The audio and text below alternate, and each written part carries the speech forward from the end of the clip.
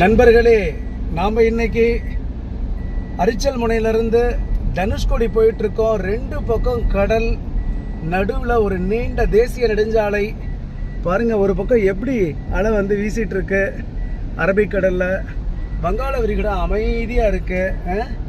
பாருங்க, தூரத்தில் தெரியறதான் கலங்கரை விளக்கம். இந்தியாவினுடைய கடைசி கடல் எல்லை பகுதிக்கு வந்திருக்கோம். ரொம்ப அற்புதமான இடம். கடல் அலைகள் ஒரு பக்கம் அமைதியான கடல்.